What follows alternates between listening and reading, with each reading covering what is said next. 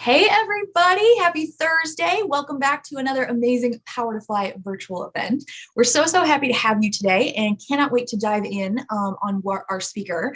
So before we do that, I just want to level set for anybody. Maybe this is your first virtual event with Power to Fly. Maybe you just haven't been with us in a while. So I want to let y'all know, kind of basic housekeeping, how you can make the most out of today's event. So on the screen, you're going to see some of our basic housekeeping. So the biggest thing here is participation. We absolutely want to make sure that our community members get the most out of these events. Now, you can do that in a couple different ways. If you want to turn your cameras on, share your smiling, maskless faces with us safely, that is awesome. We absolutely highly encourage it. No need to feel like you need to be Instagram perfect, messy buns, furry coworkers, non-traditional workspaces, all of this is welcome and encouraged here. We want to meet you where you are and bring you the resources you need where you need them. So please feel free to join in there. Now, if you do want to ask a question to Tahauya, you're going to put your question into the group chat. You can also DM it to me if you would like a question asked, but you want it raised anonymously. And please, y'all, please feel free to drive today's conversation.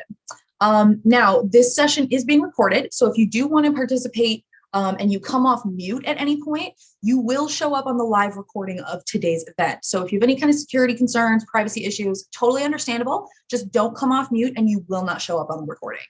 Now, if you do, so this is being recorded, but the great thing about that is you don't have to worry about taking notes because you can always go back and review what someone said or grab that resource that they hyped up. So you can always go back and review those things, which is great. And what's going to happen is everybody that registered for today's session is going to get an email in about 1 to 2 business days, and it's going to have links to where you can rewatch this video on Power to Fly's website. Now, if Tahauya says something today that is so mind-blowing, you cannot wait to share it. You cannot wait to tell a coworker or a friend or a relative, like, you got to hear this.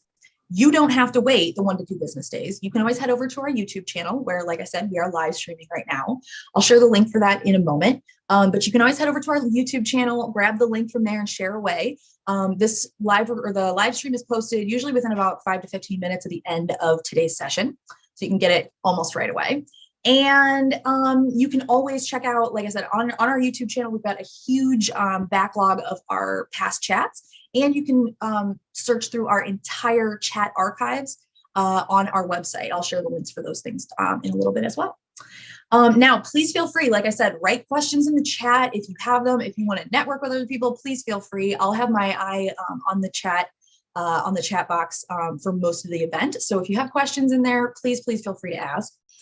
And you can keep up with us on our various social media accounts. We are at Power to Fly on LinkedIn, Twitter, Facebook, Instagram, and YouTube. And we are always happy to grow our community and share the love and share the resources of Power to Fly. So as we're going along today, please feel free to take pictures, video, whatever you'd like. Share it out to your social network. And please feel free to tag us. We'd love to feature you on our socials as well. Now, I'm really excited to introduce our speaker. So Tahauya Jackson is joining us today, and she's an MBA and a former people pleaser, overachiever, golden child, and trauma survivor turned mindset coach. And I feel like there's a lot of things in there that we can all relate to in a lot of ways. Now, through Tahauya's select coaching programs, as well as social media platforms, she devotes herself to teaching high-performing women how to deviate from that need to do it all. She's also the founder and pioneer of the Hey Girl Heal moment, which serves as a safe space for women to heal, be vulnerable, and become the best versions of themselves. Now, Tahauya offers coaching and training to educate women on the mindset and personal development strategies to reach their full potential in every area of their lives. And we are so happy to have you with us today, Tahauya. Is there anything you want to add to that intro? What should our attendees know about you before we jump in? Definitely. I am a mom of 2. I have an 8-year-old and a 2-year-old. I'm everyone's favorite cheerleader in life, and I love challenging women to become their best self. And so I would say my superpower is helping Superwoman save herself and just putting a smile on the faces of others. Yes. Oh, I love that. And clearly with, two children, you must have just tons of free time on your hands. So, all the time. Yeah, absolutely. All right. Now, before we dive into questions with Tahauya, I want to highlight for all of you, especially if you registered for this maybe way in advance, what are some of the takeaways for today? This will also be especially helpful if you are viewing this recording, far in the future. Hello from the past. So this will give you a rundown on what we're going to try and cover today. Now we built up these questions or we identified these takeaways based on conversations with Tahauya, as well as by reviewing the questions that you all submitted when you registered today. So all of that to say, this is what we're going to try and cover. But if you have questions that, let's say you submitted a question when you registered and you're not sure we're going to get to it, ask it in the chat, DM it to me, ask early, ask often. We want to make sure that you all get as much value out of today as possible. And so please feel free to drive the direction of the chat. If Tahauya is talking about something and you want to dive in deeper, let us know. Otherwise, we can't make sure that you get what you do, what you don't ask for. So do us a favor there and let us know if you want to learn anything else here. So we're going to talk a little bit about how to build better boundaries to protect your mental health. Something that Tahauya and I were talking about is very prescient and timely for today, at least for me.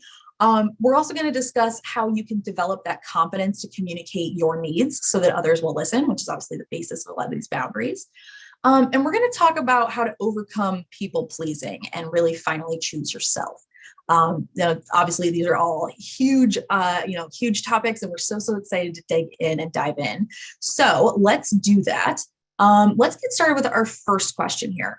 Now, Tahauya, for people that don't really have any experience with setting these boundaries or having any idea of like what that looks like or what kind of benefits could you get from it, could you share with us a couple of the ways that you've set boundaries that really helped like make your job more enjoyable, make it less of a slog? How has that looked for you in the past? Definitely. So before we get into it, I will give you a disclaimer. I am a hands person, so I use my hands when I talk. Also, I'm a definition person, so I like to know kind of like the why behind it or the definition so that we can get into the what and the how. And so when it comes to boundaries, what boundaries are, they are defined rules or limits that a person puts into place to protect their security and well-being around others so that they feel safe, right? What boundaries are not, they're not a set of commands or a wall to keep others out of your life. And so that's why healthy boundaries are important. And I feel that they are self-care for every area of your life, especially for your mental health. And so when we talk about boundaries today, I want you to think of boundaries as a fence and not a brick wall, right? And so into the question, some ways that I've set boundaries at work that made my workplace more enjoyable, I would have to say setting desk boundaries was one that I really, really implemented. And when I say desk boundaries, it was more so when I had my headphones in, it's just like, I don't want to talk right now. And so I would tell like my coworkers, like they would know, like we had a great relationship. And so when I say they or past tense with my work, I'm a full-time entrepreneur now. And so I'm referring to my past employer. And so I would have those boundaries. I knew, let's pass Tahauya's desk up when she had her headphones in because she's not in the talking mode, or I was fine-tuned and tunnel vision into what I was working on at the time. Another one is a help boundary. More so I ask people as a lead on my team, like, is it that you need help? Or do you just need me to do the work for you? Like, right? And so we have to realize and be cognizant to know that when we do help others, we're taking away time for myself and our work as well. And so it's like, do you need me? Do you just need one little tip right now? Or do you need me to actually sit down and spend time with you to work on this following task? And setting boundaries with that. But the last one, what I would say is more so time.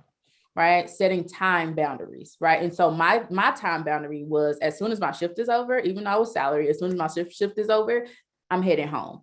And so you have to think about that domino effect, because if I do stay late, right, I'm going to be rushed. I'm going to have to call, my son's dad to come go pick him up from daycare. I'm going to have to, be stuck in traffic if I stay late. But you have to think about your end goals and what you want each area of your life to look like, right? So I can't stay at work super late because I have kids to go pick up and I have dinner to make. And so just being aware of those time and help and desk boundaries really helped me make my job more enjoyable, because I knew that, okay, I need to do what I need to do here and still have a good time so that I can get off in time and have a good time with my kids as well.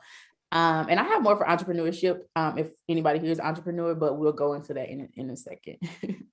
And thank you so much for like breaking that down. I mean, seriously, what are we 10 minutes in and I'm already like, what? This is genius. I've never heard it broken down as far as like different types of boundaries. Like I've never thought about it in terms of that.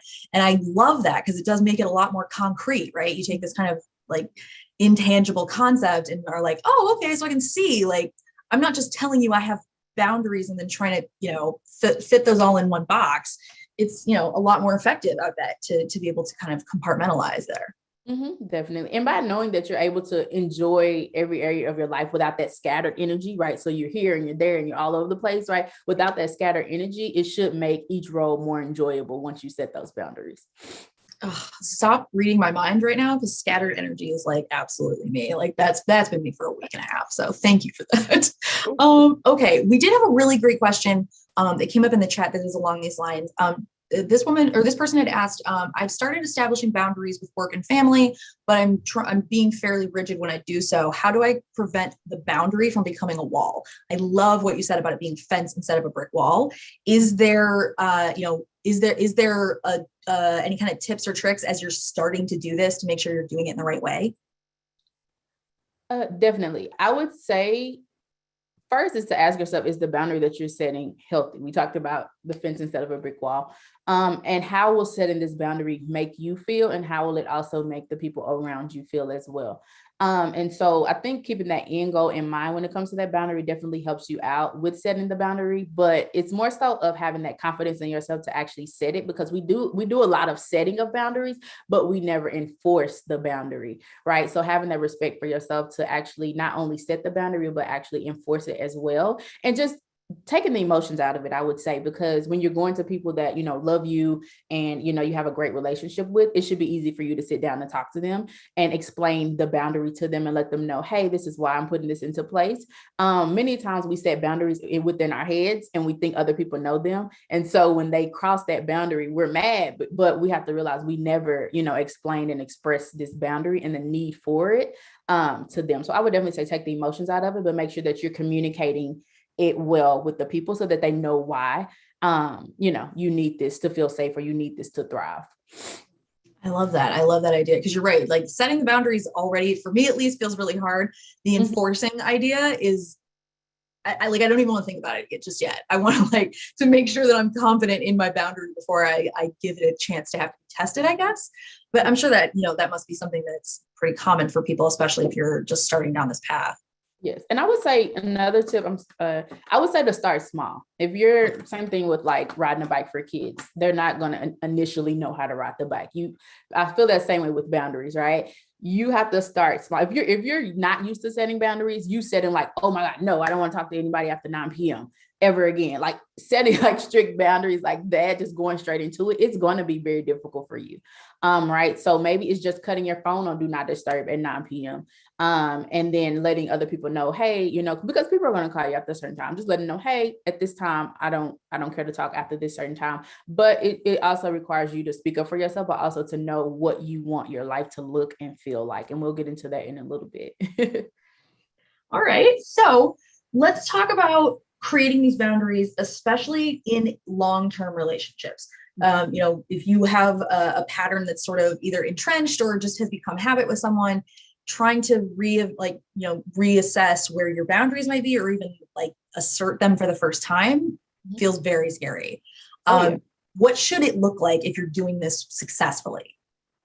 If you're doing this successfully, we'll talk about professional first. It looks like actually setting the boundary, but also communicating them to those on your team, or within that professional setting, and having the confidence and respect for yourself to make sure that those boundaries that you set are enforced. And a lot of times we view boundaries as pushing people away, or they're going to be mad at me for standing up for myself, or not continuing to operate the way that I normally operated. But shift your focus and shift your mindset and perspective to look at it as this is a task or a rule or a thing that I'm putting into place to protect myself and better my life.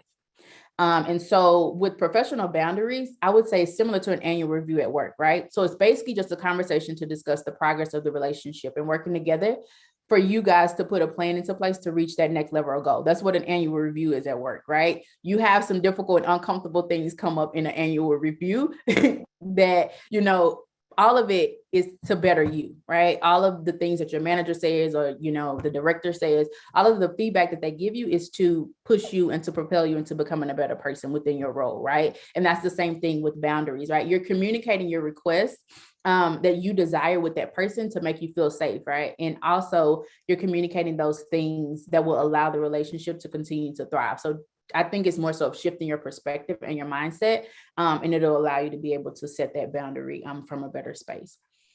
I love that. I like the idea of kind of turning it back on yourself and being like, look, this is what I need, and making it less about either the person or the existing relationship. Because that sounds like a kind of a, you know, if you were to take that tack, it sounds kind of like a recipe for, you know, some sort of conflict, right? If you're starting off by saying like this, like, instead of starting off inward, if you start off outward of like, well, you need to change this. Mm-hmm.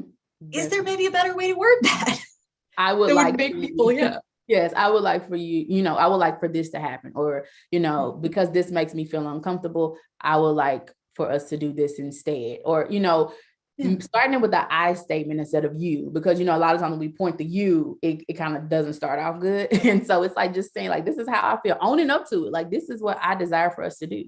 And just a quick example is I was only, my last employer, I was the only Black woman within my company. And so with me just talking about professional boundaries, I would always respectfully decline all political and like police brutality conversations, because I didn't want to talk about that in the workplace. And so what I did was verbally express those boundaries. And so my coworkers knew, like, okay, let's not talk to Tahauya about anything that's on the news. And that was okay. And I was okay with that, because that was something that I didn't desire to do. And so with boundaries, it's like we talking about now, it's you putting things into place to make you feel safe, right? And those conversations don't make me feel safe, so I care not to talk about them in this workspace. And so that's kind of just an example of one that I implemented at my last employer. I love that. That's honestly, like, I think it's really great, and it's really super healthy, obviously, to know that about yourself, to know that like, this is not the place I want to do this. I come here for one thing and that is not it. So I love that. All right. So if you have those boundaries and people are pushing those clear boundaries, but there is no way out for you, what should we do in that situation where you feel kind of backed into a corner? Backed into a corner. That's a good question. Whoever asked that.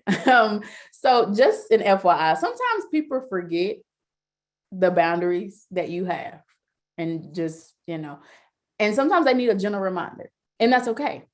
And so if you give that person a gentle reminder, and that same boundary is crossed, then I feel there's a need for a conversation about consequences.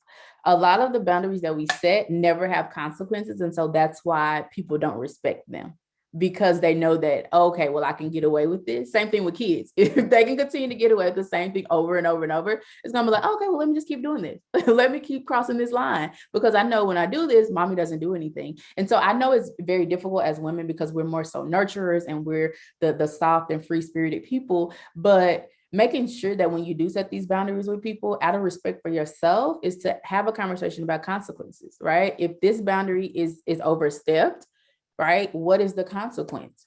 And so I think that's really, it really helps when you feel there's no way out, or people are pushing your boundaries. And sometimes it's just that people don't respect your boundaries, and that those aren't the people that need to be in your life, just to be 100% honest. And so, for example, like with the toddler, so they assume that the sidewalk and the middle of the street is the same thing until you express to them or grab them or show them that, you know, they can get hurt if they run into the street, right?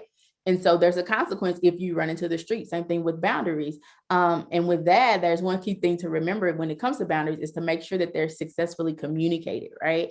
Because sometimes, like I said earlier, we set boundaries in our head and expect people to adhere to them when they never knew about them. But also the last thing would be to protect your peace. You don't have to do anything that you don't want to do. Right? You don't have to do anything that does not feel good for you, that does not make you comfortable.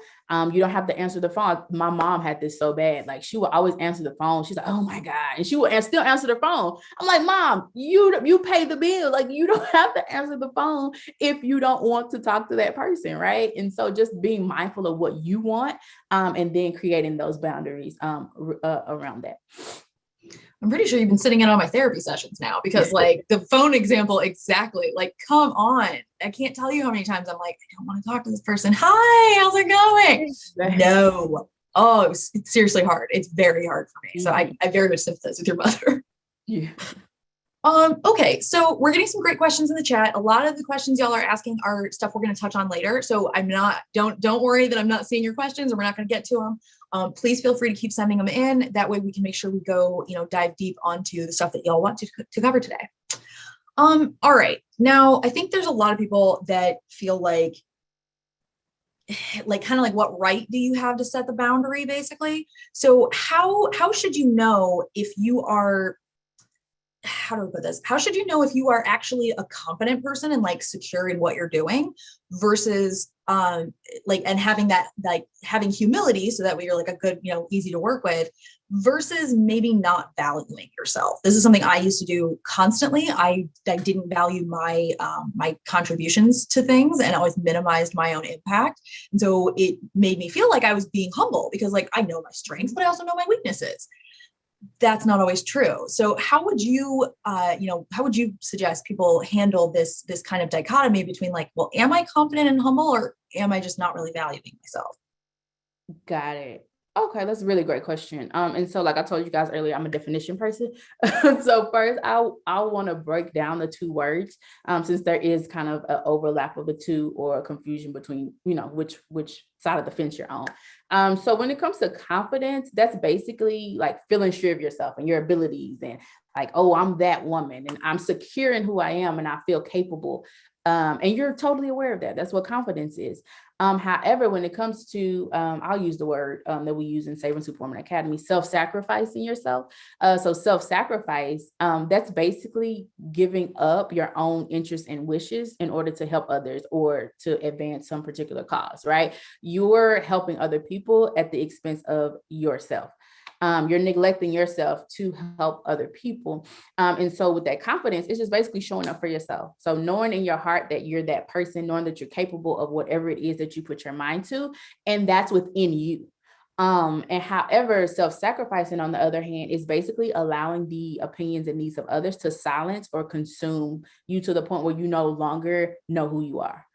Or you question who you are, right? Or in 2022 terms, it's basically dimming your own light to make other people feel comfortable. And so though I would say with the whole confidence thing, if you're just sure of yourself and you personify that in everything that you do, that's great. But if you feel that you have to dim your light, if you feel that you have to, tone yourself down or be less down around other people, then I would definitely say that's self-sacrificing and not valuing yourself, right? I love that, how you kind of clarify the difference between being maybe like a servant leader and somebody that leads by example versus, like you said, like kind of, taking kind of under, why can't I English today? I'm so sorry, y'all. Undercutting yourself. Are you, like you said, are you helping or are you doing it for them? Are you, is this something that you should be assisting with, or is this something that's not really something you should have to deal with? Definitely. Like that. And so I guess identifying between those two when it comes to your actions will give you more clarity on that one. Yeah. I very much appreciate the difference or differentiation between like self-sacrificing and like serving. Like that I love that. Thank you so much for breaking that down. Okay, so we had another question come in, and this person had asked, they said, I always try to help others and put others before myself, and I find myself taking on the things that I really don't want to do or have time for. How can I say no to these things and not feel guilty for doing so? Now, the guilt, I feel like, is a whole separate question, but like, how should you say no? How are there ways to phrase this that are, are more accepted or easier to remember, or, what do you recommend for this? No. Okay, we'll get into that in a second. No, great question. Wonderful. I'm sorry. That was so wonderful. And so my first suggestion would be to take time to write out what you truly want for your life. Because I heard more so of like, you really don't want to do it or you don't have time for it. And so it's like you're actually taking these things on when you don't want to do it and you don't have time for it. And so it brings me to the question of, I think you need to create a list of non-negotiables, right? But that comes after you knowing what you truly want. So creating a list of non-negotiables, but also writing these out and creating a mental note of it. So when that people approach you, it's like, okay, is that on my non-negotiable list? Is that taken away from what I truly desire in life?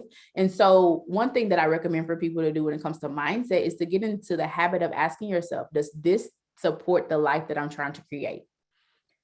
Right? So does it, me not wanting to do this, but still doing it anyway, does that help me create the life that I want to live? Or does that, me taking on things that I don't have the time for, how is that going to make me feel? Right? When I take this extra thing on, I add this extra thing to my plate, is my plate going to fall? Am I going to be burnt out? And am I going to be overwhelmed? And am I going to be resentful to that person because they even asked me? Right? So asking yourself those specific questions, but just being honest. Do I have the capacity to take this on? And it's okay to tell people, hey, I don't have the capacity to take this on at the minute. Maybe sometime soon, or you can just leave it at that. No, I don't have the capacity. And a lot of times we over apologize, or we over explain, or we feel bad because it's like, oh my God, I'm actually telling this person no. When you're telling somebody no, you're actually saying yes to yourself. Right? So you saying no, you're actually saving yourself, because you said you don't want to do it and you don't have time for it. So you're saving yourself from a headache at this point, but you have to be okay with that, saying that I don't have time for this. And then if you do say yes to this, how will that make you feel? Just asking yourself those questions. But saying no to that person will be, like I said, hey, I don't have the capacity to take this on. Hey, this is not something that I desire to do at the moment. Or just more so like, hey, I would love to help you find somebody else to do this, but I honestly can't do this at the moment. I'm loving all of this. There's a lot of people chiming in the chat, also saying they love this idea of saying yes to yourself.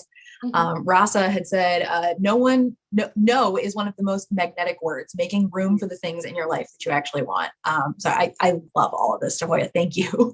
I'm absolutely this is a chat I know I will rewatch at least 3 or 4 times. So thank you so much for this.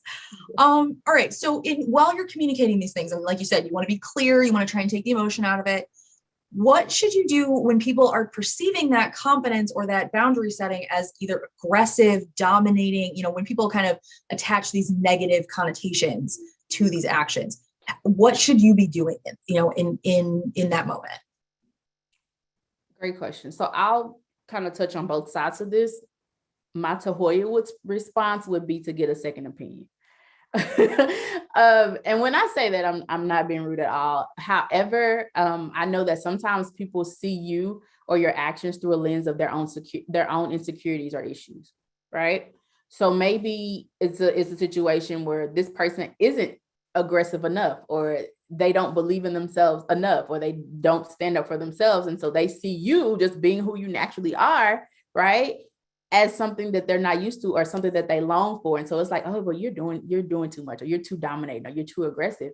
But however, if you feel in your heart that you're very dominating, then I would just basically work on that for you.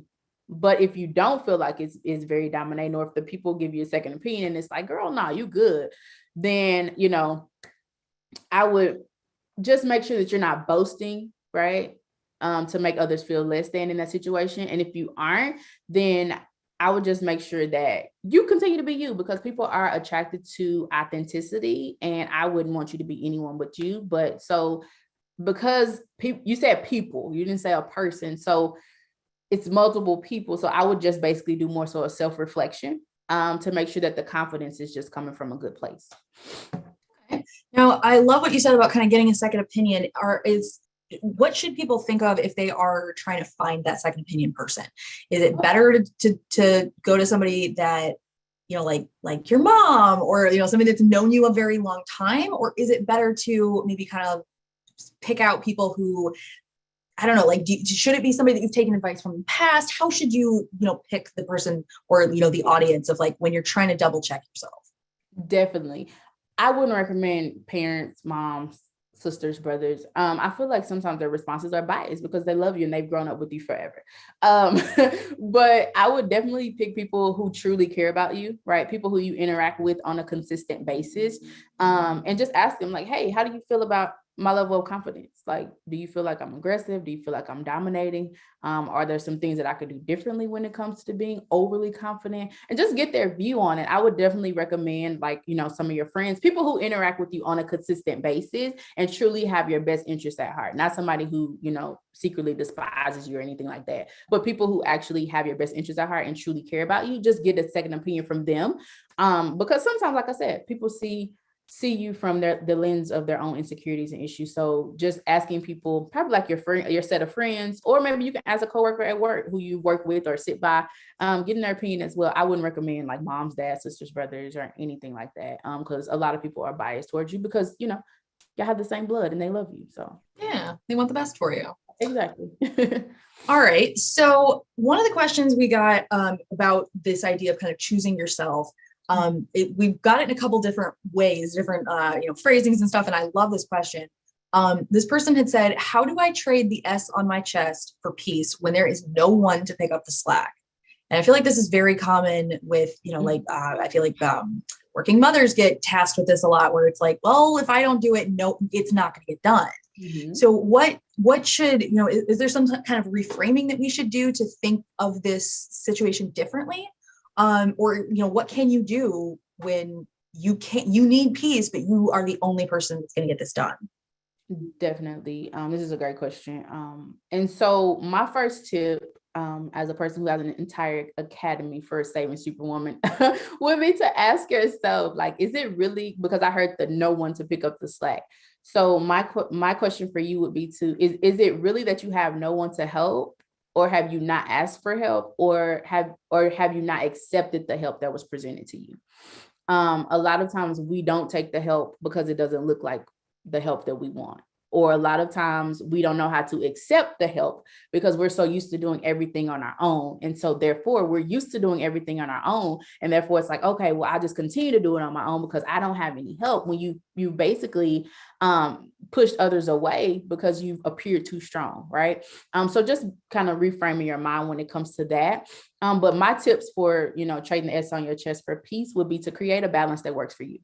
We live in a social media generation where we see our favorite influencers, we see celebrities, we see people in magazines, we see people all over the world, right, telling you what type of balance or living a life that we desire to have. And it's like, okay, well, she's a stay-at-home mom and she doesn't work after 5 and she doesn't do this. But being mindful, like, what do you want for your life? What is a balance that works for you? No, you can't use anybody else's balance. You have to create your own. So what does a good balance for a life that feels good for you, what does that look like? And so me, for instance, I'm a single mom. When I'm in like business groups with, moms who are married and moms who are full-time entrepreneurs and they've been doing this forever, my balance won't look like theirs because my life is totally different. My time, my schedule, my energy levels are totally different from theirs. So creating a balance that works for you so that you can have that peace, right? And also I recommend don't force yourself to do it all. Just do what you can and give yourself grace, right? If the dishes have to stay in the sink tonight, it's okay. You got tomorrow, you can wake up and start a new day. It's okay. A lot of times we put so much pressure on ourselves because we're trying to make sure that everything is perfect, or we're trying to make sure that every box is checked, or we're trying to make sure that we, our life looks like, the good life that everybody's putting on Instagram or their highlight reel. And so my last tip is just basically utilizing the help that's available, scheduling in me time, right? So that you're not pouring from an empty cup. That is very hard for me to get over. And I'm sure I'm not alone in that.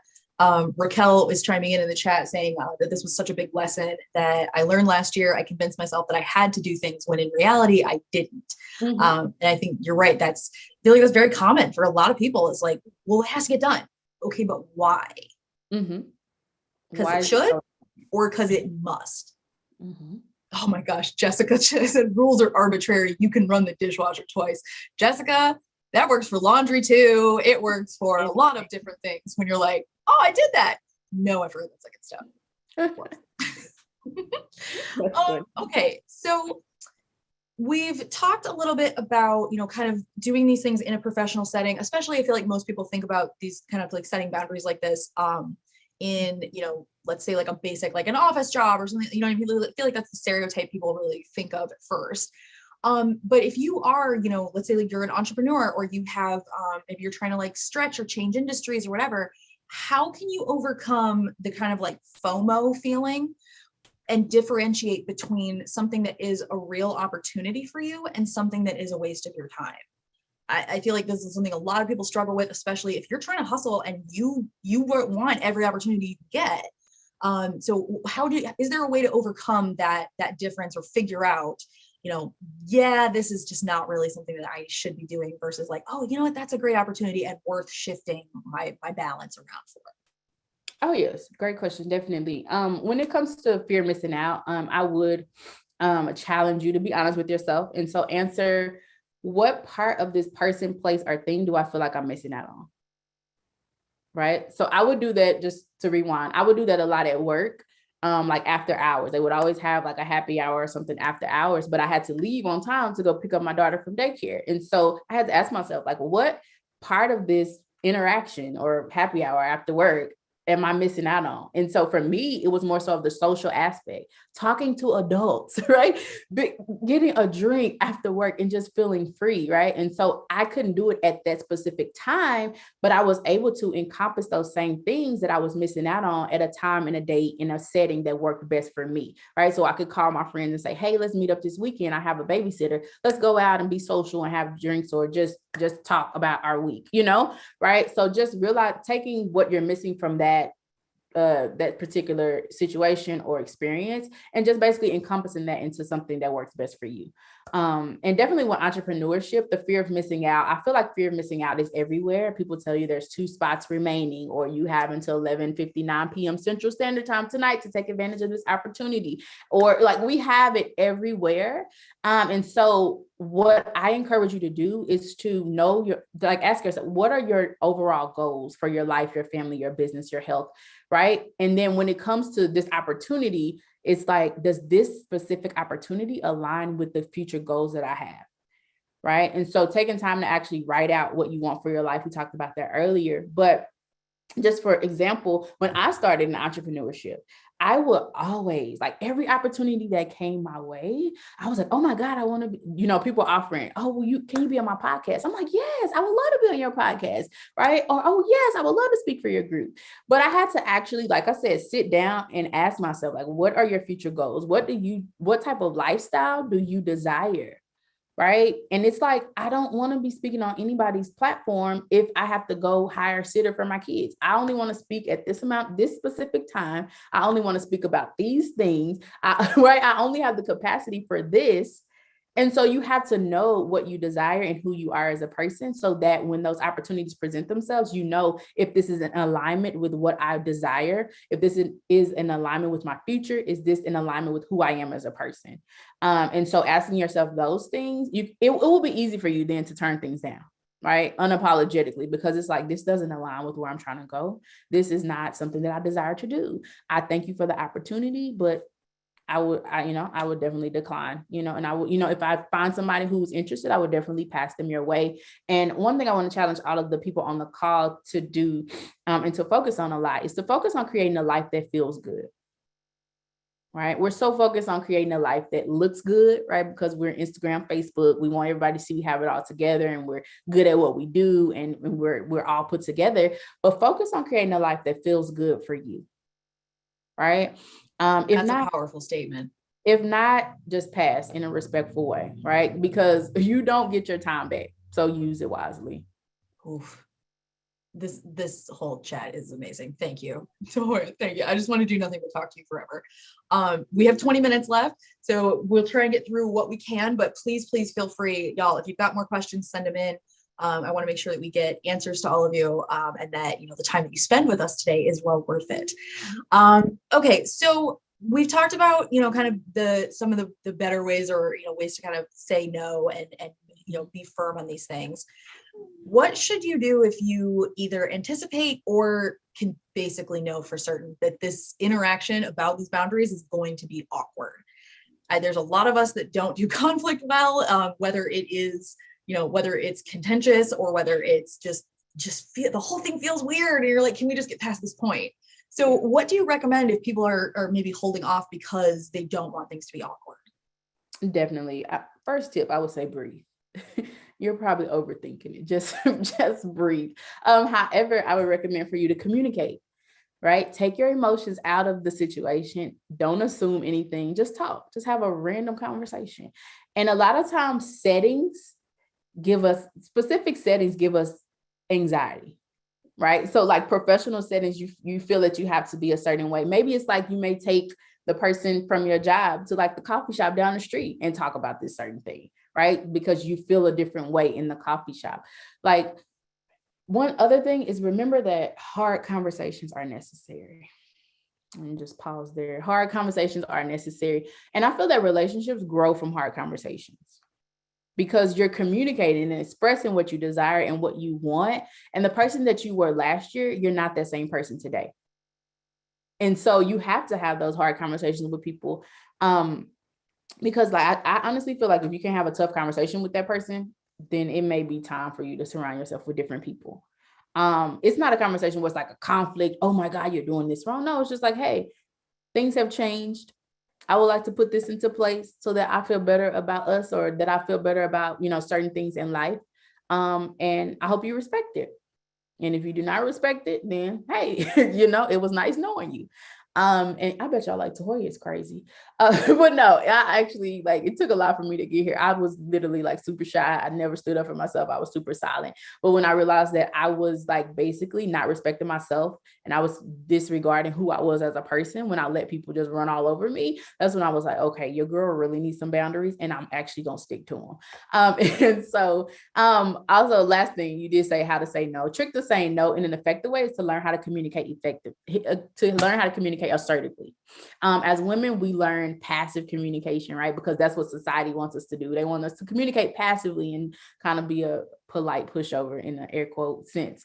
But just speak up for yourself, right? Learn how to communicate assertively. And what assertive communication is basically expressing your thoughts and your feelings and opinions in a way that you are clearly understood by others without minimizing how you feel or disregarding your needs. I love that. I like that. I like that you touched on, not minimizing what you want. It's like we talked about earlier, you're not going to get anything if you don't tell people you want something. But yeah, that idea of if you minimize what you're asking for, then it's very, very, very unlikely you're going to get more than what you're asking for. So yeah, I love that focus. All right. So coming from somebody who is a self-proclaimed recovering people pleaser, how did you do this? How did you start working on trying to short circuit or redirect that energy? Definitely. I would say I had to realize there was a difference between being nice and being a people pleaser. When it comes to being a people pleaser, I just want to give my spiel really quickly. I was always seeking people's approval to tell me that I was good enough, or I didn't have that growing up. I grew up in a single parent household. My mom, she was amazing. She is an amazing woman. However, I didn't have the love of my father. So as a woman, I searched in different places for the approval and the love of other people. And so, as I was continuing to go through healing and therapy and all of those things, I had to realize, girl, you're not just being nice. You are a people pleaser. You thrive on the opinions, validation, and approval of other people. You need these things to make you happy, and that's not healthy, right? And so some of the examples of being a people pleaser, in case there's a lot of people on here who kind of identify with it, is constantly putting the needs of others before your own while neglecting yourself in the process, right? So you put everybody before you, and you just always, everything you want and desire and feel goes to the back burner. A few others is accepting the blame to keep the peace. Right? You just, okay, well, it's my fault. It's my fault. Oh, it's my fault. It's okay. I did it. But when you really didn't. Or more so, like we talked about earlier, being passive instead of assertive, and going out of your way to accommodate others, seeking others for validation and approval, because this is key, because you don't believe in or trust yourself. Right? So I was seeking other people to say, okay, Tahauya, you're amazing. Okay, Tahauya, you're a great person. Okay, Tahauya, I like when you should know what it was. One thing that people just always tell me, I'm trying to get it to the top of my tongue. I don't know what I would do without you. Right. Yep. And you have I processed that and I was like, they don't know what they would do without me. Like, what really? Makes you feel important, right? It makes me feel very important, but then it made me feel like, okay, I'm being taken advantage of, because the things that I'm doing for you, you could actually be doing for yourself. So I could free up my time to be doing the things that I need to do for myself. But kind of looking at that from a different angle. But step one for those with the people pleasing mindset is to find the root of this mindset, right? Asking yourself, why do I feel the need to please others at the expense of myself? Or why do I need to please others to make myself feel happy, right? Finding the answer to that question. And step two is to ask yourself, so when did I give others permission to silence me, right? When and why did I give up my power to make decisions for myself? And when did I become the supporting cast in my own story? Oh, I feel that one hard. Right. And so the last one will be step three. If you are feeling like you are a people pleaser, I would recommend for you to take my free Superwoman quiz. So if you're a people pleaser, but however, there's an entire PDF file workbook that will teach you how to overcome it so that you can thrive in every area of life. And so that's bit.ly/quiz Superwoman. Thank you for that. I just put the link in the chat for anybody that wants it. And I meant to tell you this as like the first sentence, and then I got sidetracked by more amazing gems you were dropping. But thank you so much for sharing that with us. Like about your family, about your upbringing, because I feel like there are a lot of people that have similar influences from their childhood or from like how they grew up or whatever. And it's not that it means everything, but it is a factor, and it is something that, you can have very, very like ideas or causes that seem incredibly far from the effect, but that doesn't mean it's not actually still the cause. So thank you for sharing that, because I think that's very important for people to see modeled, especially. Okay, so Angela's chiming in. When did I become the supporting character in my own story is one of the most powerful questions I've ever heard. So thank you, Tahauya, for that. We did have a question that came in the chat. This person wanted to know, do you have any tips or thoughts on what to do when you have a conflict with your own boundary? Now, they gave an example saying wanting to leave every day at a strict time, but really caring about something happening at work and not wanting to leave it, half completed or, in a bad place. So how is there, do you have any tips or any advice for trying to like break that down for yourself and figure out, why you have that conflict or how to resolve it? Definitely. I would say to ask yourself, are you fully maximizing and managing your time? Right? Because there's some type of attachment to, if I leave, this won't be done, right? Or if I leave, it won't be fully completed. And so I don't know if it's like a task, like a long-term task, or is it a daily task? I don't know the specifics of that, but I would just focus on yourself, like in your boundaries, just maximizing your time. And we talked about time boundaries, right? So how can I complete this workday so that I don't feel emotionally attached to what happens when I leave? Ooh, okay, that one's hard. Thank you. You're giving me a whole list of things that I should definitely talk to my therapist about. Oh, thank you. Thank you, Tahauya. And we talked about scattered energy earlier, right? And so if you're at home with your kids, right, and you're thinking about, oh my God, I left a task undone at work, you're no benefit to your children because your mind is not with them, right? Or you're no benefit to your spouse, or your husband, right? It's unfair to them to have you physically present with them, but your mind is way somewhere else because you feel that, oh, this task wasn't done, or you're so busy focused on, oh my God, I got to get to work in the morning so I can complete this. And so that's why boundaries are really important, because we as women, we wear a lot of hats and we have a lot of roles. And so more so it's focusing on maximizing your time so that when you step in each specific role, you can be fully present.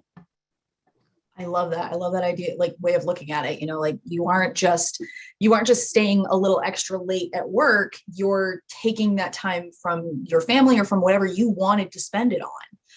So yeah, I absolutely love that kind of reframing, especially since it can feel like you have to adhere by these things. Like it really can feel, very, very important and pivotal that these things are completed, or, that you make.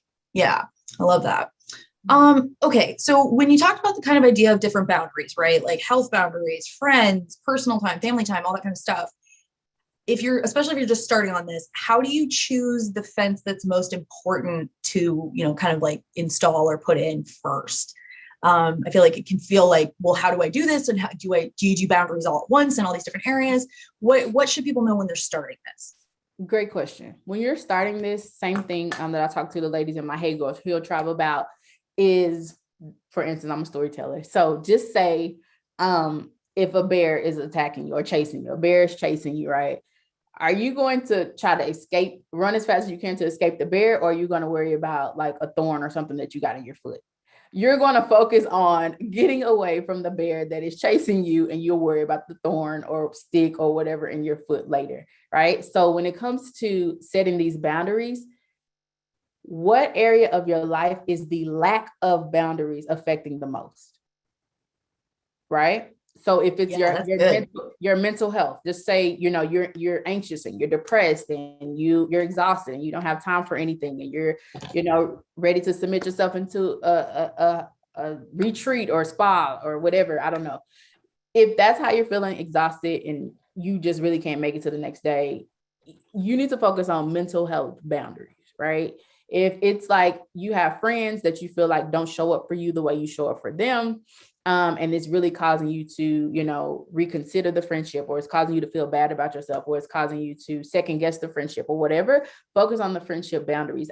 My advice is whatever lack of boundary is whatever area in your life that's lacking the boundary that's affecting you the most, focus on that one. I like that. I very much appreciate that kind of breakdown. All right. So we had a lot of people that love the the brick wall versus a fence kind of idea. One person had asked if you could share a little bit about your experience with having those boundaries be both rigid and porous. And I think that this is a really interesting concept. So let's kind of take it on. Let's take it in two parts. When it comes to what kind of boundaries are a good example of something that, yes, it is rigid, but it should also be, it shouldn't be that firm brick wall. Definitely. Let me see. Shouldn't be firm, brick wall, rigid. As far as boundaries. Right. These are great questions, y'all. Thank you for submitting. Yeah, that one stumped me a little bit because I want to make sure I explain it the right way. I would definitely say probably time boundaries. Also, boundaries with your kids, I feel, is something that can definitely be flexible. Yeah. I'm trying to think about rigid and porous or wall up. Family boundaries also, I feel that those can sometimes be rigid and porous instead of like the full brick wall. Because sometimes when we're hurt, let me just go back to being a trauma survivor. A lot of times when we are hurt by family or, people who meant the world to us, it's like, okay, well, let me just, cast you out of my life.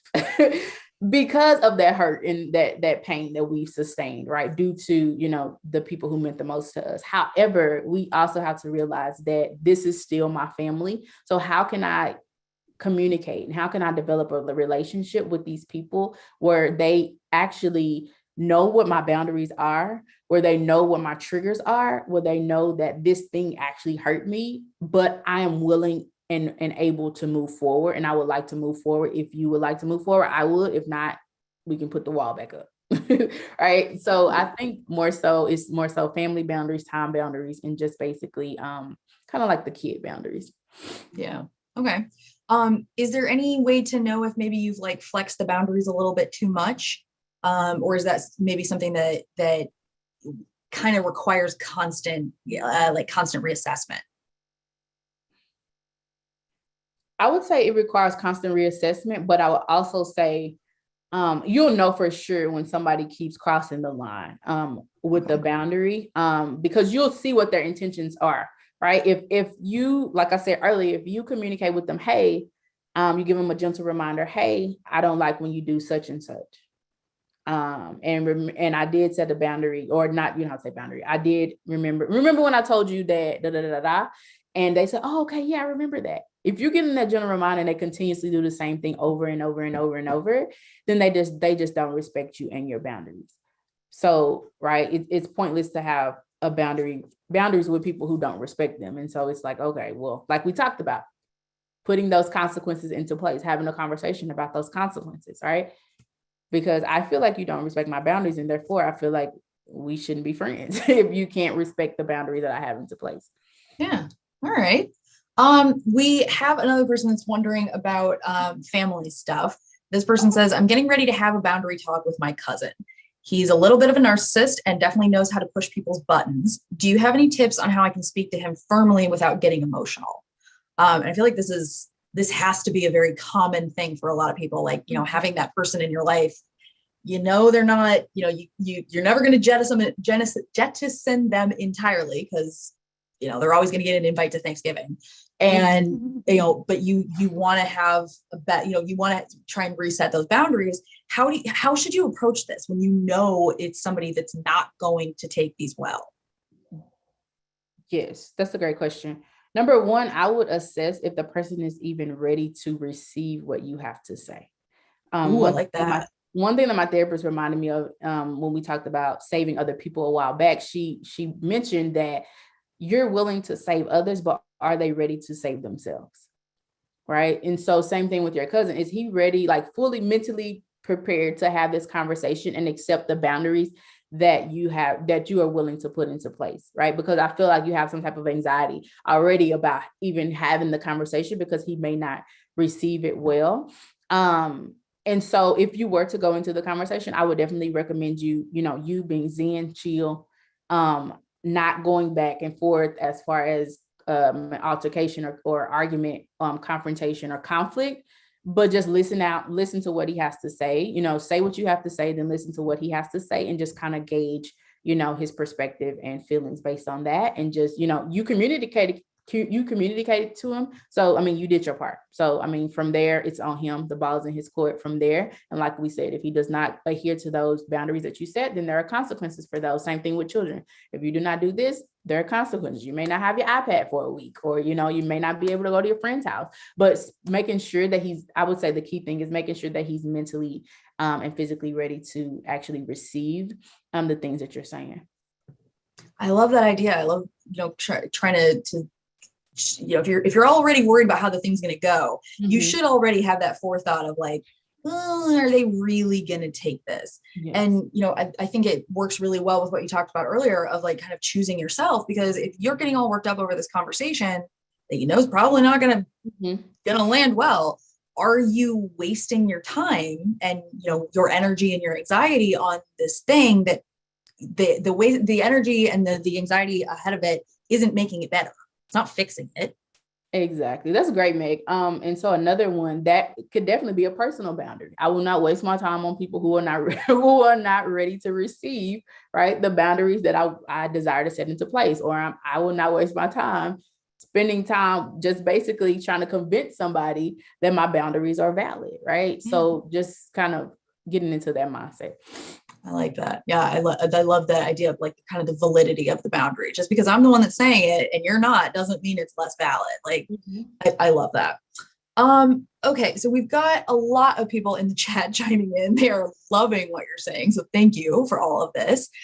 We only have 2 minutes left. So in the last 2 minutes we have, I'm going to try and get to one more question maybe. Is there one that you wanted to particularly talk about that we haven't gotten to yet? 1 second. You can do one from the chat if it's. Yeah, I'm trying to go through here. Okay. Have you ever had an experience where your boundary wasn't beneficial? And if so, how did you go about shifting that boundary? My boundary wasn't beneficial. I think I need more color on how my boundary wasn't beneficial. I know. I'm thinking, it sounds like maybe something where like they set the boundary of like, I'm going to leave work every day at 5 o'clock. And then maybe like things changed and it wasn't like, that wasn't a thing for them. If this is your question and you want to give us a little bit more context, please feel free. I know we're kind of in the 11th hour here, but if you want to send us more context, please feel free. I'm happy to pass your question along to Tahauya. In the last, couple of seconds we have here, what do you want to leave our audience with? I'm going to resend the links that you had sent me earlier for both your Instagram and the free Superwoman quiz link. What do you want to leave the audience with? Yes, definitely. My daily reminder that I give to my audience of women all over the world is that you deserve to be filled the same way that you pour into others. I know we talked a lot about setting healthy boundaries today. I know it may be scary, but you are powerful, you are capable, and you should be respected, right?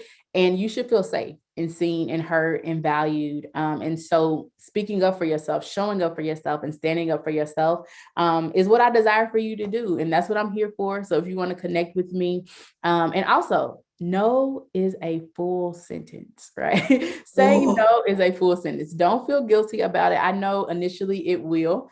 It will feel, it will make you feel good because you're not used to telling people no, because we're women and we save the world and we do all of these oh things. yeah. But when you say no to other people and other things that don't serve you, you're saying yes to yourself. And so I'm just grateful that all of you are here. I'm happy that we are all connected. And yes, feel free to DM me on Instagram or shoot me an email, whatever you need to do. Heck yes. Well, I can tell you, you're probably getting a lot more followers today based on this, because there's a ton of people that want another session, want to keep asking questions. We got a really, really good one at the end. I'm going to forward you just so you can see it. It's a good question. Okay.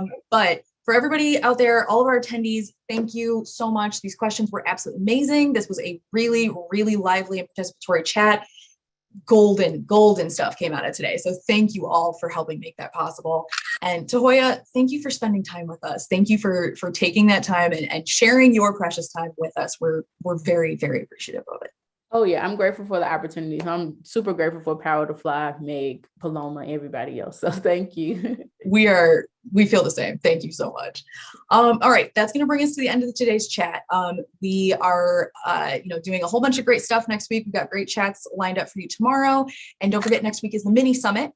So if you want to join us, we're going to be talking about remote work and the future of work in a remote and hybrid, landscape going forward.